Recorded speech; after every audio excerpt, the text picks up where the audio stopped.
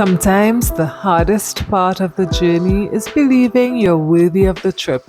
If no one has said it to you before, you are so worthy. But you have to believe it. When we believe in our own worth, no one or nothing can ever make us feel unworthy. Let's look at why self-worth is important, some signs of low self-worth, and how to cultivate it. According to the American Psychological Association, your self-worth is your evaluation of yourself as a capable and valuable human being, deserving of consideration and respect. When we know how capable and valuable we are, we can't help but love ourselves. So self-worth is the foundation of self-love. To truly love ourselves, we must first recognize our inherent value as human beings. We must understand that the mere fact that we exist makes us valuable and worthy of love. Our self-worth affects our emotions and our actions. When we really value ourselves, we carry ourselves differently. We love and accept ourselves in spite of our failures, and we do the same for others. Low self-worth can often be traced back to our childhood. If the adults in our life didn't treat us well, we didn't blame them, we blamed ourselves. We felt that we weren't deserving of love and affection. How can you tell if your self-worth is low? Here are some of the signs. And I have been guilty of almost all of them, so if you recognize yourself in some of them, know that you're not alone. Are you comfortable receiving help and kindness from others, or do you find yourself refusing it? You're good at being kind to others, but when they try to reciprocate, you reject them. Do you find it hard to accept compliments and tend to brush them off? You mean this old dress? I've had it for so many years. When we have trouble accepting kindness, it may be that we feel that we don't deserve it. Do you try your best to meet others' expectations but ignore your own? Are you consistently putting others first but neglecting yourself? Do you often put up with bad behavior from others and go so far as to think that you are somehow to blame? Do you often seek validation from others and not rely on your own feelings and values? Do you often focus on your faults rather than your strengths? Do you have trouble being assertive and standing up for yourself? In a relationship, do you find it difficult to express your own needs? How about boundaries? Do you often allow others to violate yours? I love Oprah Winfrey's quote, "In life, you don't become what you want, you become what you believe you're worthy of." We may say we want something, but if deep down we don't feel that we are worthy of it, we're not going to go after it. How we perceive ourselves becomes our reality. Perhaps you have heard of the book Worthy by Jamie Kern Lima. If you hadn't heard of her, Jamie Kern Lima suffered with rosacea, and she created a product that would help to get rid of the redness. She'd been looking for investors for her company for some time but faced rejection until it was purchased by L'Oreal for $1.2 billion.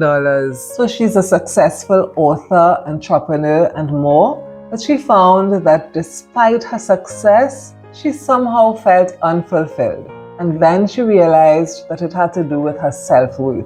One of her famous quotes is, "In life, you don't soar to the level of your hopes and dreams. You stay stuck at the level of your self-worth.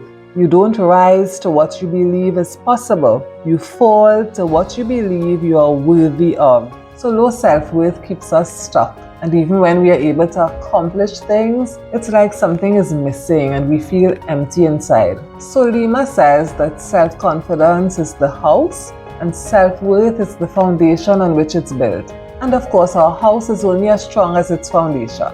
How can we cultivate self-worth? This is something that I've struggled with and I'm still working on.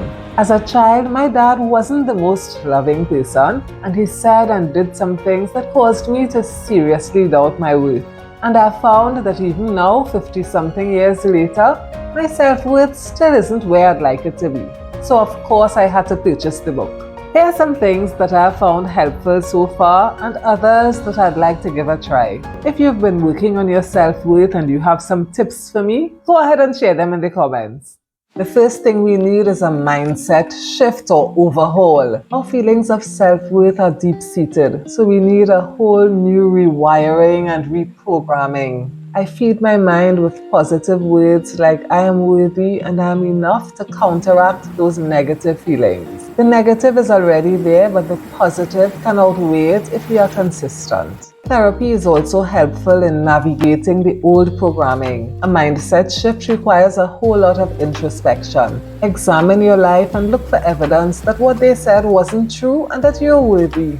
Remind yourself of your intrinsic worth and take the action you need to fulfill your dream. You are magnificent beyond measure, perfect in your imperfections, and wonderfully made. If you are spiritual and believe in a higher power, it helps to remind yourself who you are and whose you are. I believe that I'm part of a divine plan, and God said that I'm fearfully and wonderfully made and that I'm made in His image. So who am I to doubt?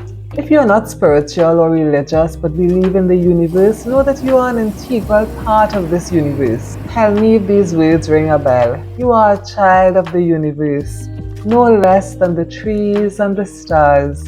You have a right to be here, and whether or not it is clear to you, no doubt the universe is unfolding as it should. If you believe those words, meditate on them regularly and internalize them. The next step is to keep yourself in check. Monitor your actions and work on being kinder and more compassionate to yourself. We often lie to ourselves. We say things like, I'm not capable, I'm not pretty enough, I'm not smart enough, I'm too young, I'm too old. Monitor your self-talk, and when you find it to be critical, reverse it right away. Accept yourself. Remind yourself that you're human and that as human beings, we all make mistakes. We are all imperfect. The next step is to speak your truth. Dare to speak your truth. State your point of view, even if it's unpopular and you feel it won't be accepted. We sometimes pretend to be somebody we are not to fit into a particular group, but then we end up denying ourselves, and even if they accept us, they're not accepting us for who we really are.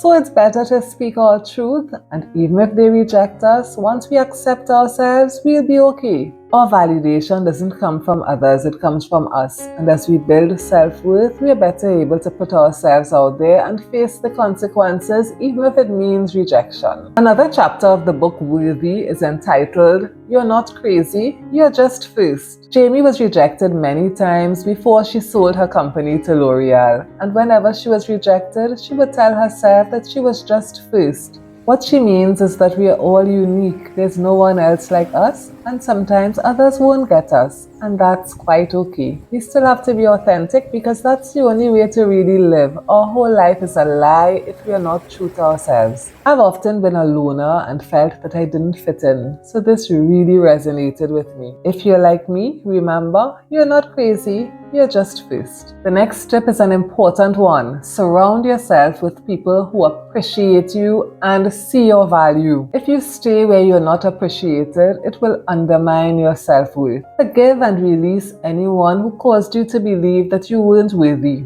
and surround yourself with people who can uplift you and cherish you just as you are. You are worthy of love, starting with your own. You deserve it. The deeper you love yourself, the more the universe will affirm your worth. Thank you for watching. Please like, comment, and subscribe. See you soon.